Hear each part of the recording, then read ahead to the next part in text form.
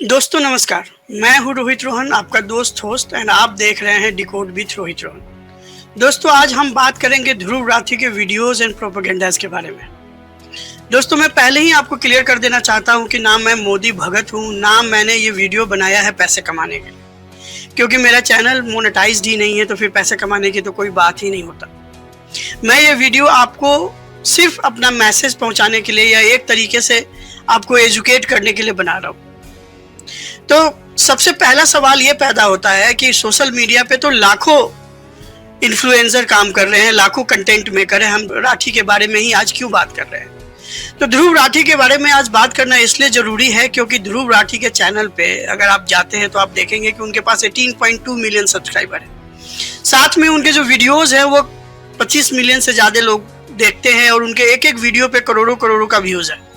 तो इसमें कोई भी संदेह नहीं है और इसको मानना चाहिए कि ध्रुव राठी सोशल मीडिया के एक बहुत बड़े इन्फ्लुएंसर हैं और उनके वीडियोस करोड़ों लोग देखते हैं और इन्फ्लुएंस होते रहते हैं। तो ज़रूरत ये है आपको बताने की कि उनके वीडियो में कितनी सच्चाई है और वो वीडियोस क्यों ऐसा बना रहे हैं, मैं उसके बारे में आपको बताना चाहता हूँ।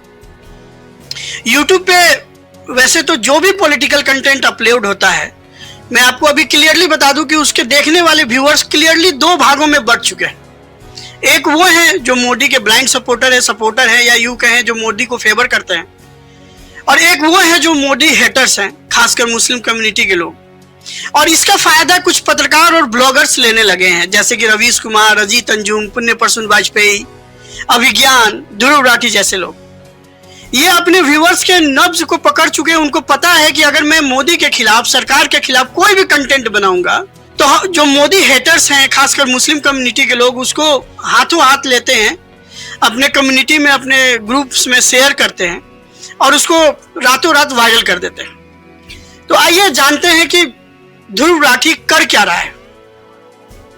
यूट्यूब पे ध्रुव राठी वीडियो बनाते हैं और वो भारत के राजनीति और समाज पे अपना विचार व्यक्त करते हैं।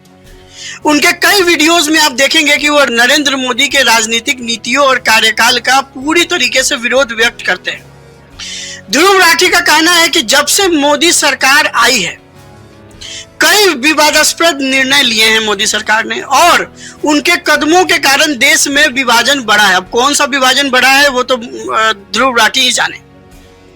उनके हिसाब से मोदी सरकार की जो आर्थिक नीति है, सामाजिक क्षेत्र में जो बदलाव की नीति, राष्ट्रीय सुरक्षा के जो कदम उठाए हैं, वो सारे फेल हो चुके हैं, सारे संदेह के घेरे में है। ठीक है जी, विचार है राठी साहब का।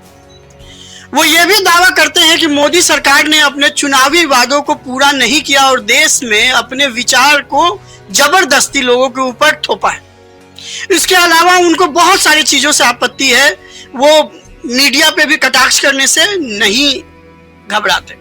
इस तरह ध्रुव राठी सिर्फ नरेंद्र मोदी के खिलाफ ही वीडियो बनाते हैं, जबकि उनके द्वारा उठाए जाने वाले सवाल और उनके विचार भारतीय राजनीति में अपना गहरा प्रभाव छोड़ता है।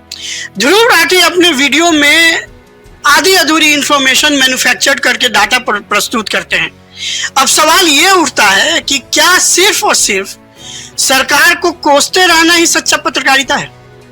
और जब एक सरकार, चाहे वो मोदी का ही हो या मनमोहन सिंह का ही क्यों ना 10 साल तक चला हो, क्या वो सिर्फ निगेटिव काम करती है, कोई भी एक अच्छा काम नहीं करती? फिर ऐसा क्यों है कि ये पत्रकार जब भी मुंह खोलते हैं तो सरकार के खिलाफ ही बोलते हैं, सरकार का ही विरोध करते हैं, उनके नीतियों का विरोध करते हैं, उसकी खामी को ढूंढ के लाते हैं और सिर्फ खामी के बारे में ही बात करते हैं? अब मैं आपको ये बताना चाहता हूं कि ध्रुव राठी इंडिया में नहीं, जर्मनी में रहते हैं और जर्मनी से वो इंडिया में सारे खामियों को अच्छे से देख ले रहे हैं। जो खामी इंडिया में रह के इंडियंस को नहीं दिख रहा है, वो उनको जर्मनी में दिख रहा है। अब मैं ध्रुव राठी के बारे में थोड़ा सा आपको इंफॉर्मेशन देना चाहता हूं कि ध्रुव राठी का वीडियो बनाने का या सोशल मीडिया के साथ एसोसिएशन कब शुरू हुआ।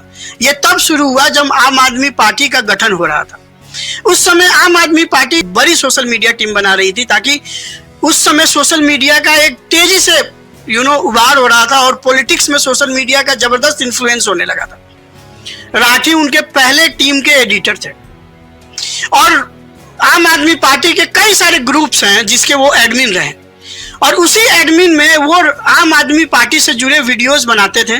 वो अरविंद केजरीवाल के ऊपर वीडियोस बनाते थे, अरविंद केजरीवाल के नेताओं के ऊपर वीडियो बनाते थे, अरविंद केजरीवाल के जितने भी नेता के ऊपर इल्जाम लगे उसको बचाने के लिए वीडियोस बनाते थे, अरविंद केजरीवाल को अच्छा बताने के लिए वीडियोस बनाते थे और इन ग्रुप के माध्यम से वो लोगों में सर्कुलेट करते थे, जिसका नतीजा ये हुआ कि चूंकि वो खुद एडमिन थे तो उनका वीडियो जो है आम आदमी पार्टी ने खूब आपस में सर्कुलेट किया और उनके वीडियो को रातों रात, उनके चैनल को रातों रात सुपरहिट बना दिया।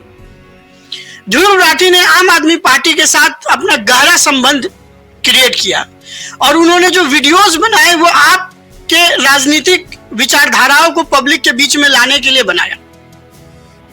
उन्होंने कई ऐसे वीडियोस बनाए जिसमें आम आदमी पार्टी के नीतियों को, कार्यकर्ताओं को और नेताओं पे अपने विचार व्यक्त किए और इसके अलावा उन्होंने हर वीडियो में आम आदमी पार्टी को प्रोटेक्ट करने का कोशिश की।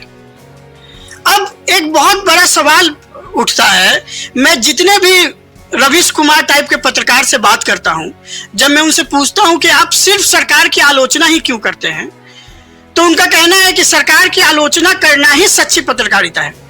उनके दिमाग में यह बैठा हुआ है कि जितनी सरकार की आलोचना करो वो उतना दबंग पत्रकार माने जाएंगे मार्केट में। तो मैं रवीश कुमार जैसे पत्रकार से, मैं राठी जैसे पत्रकार से एक सवाल पूछना चाहता हूं कि जब आपको मोदी सरकार की कमियां दिखती है तो क्या आपको वेस्ट बंगाल में ममता बनर्जी के नीति का आपको विरोध करते हुए आपको नजर नहीं आते? आप क्यों नजर नहीं आते?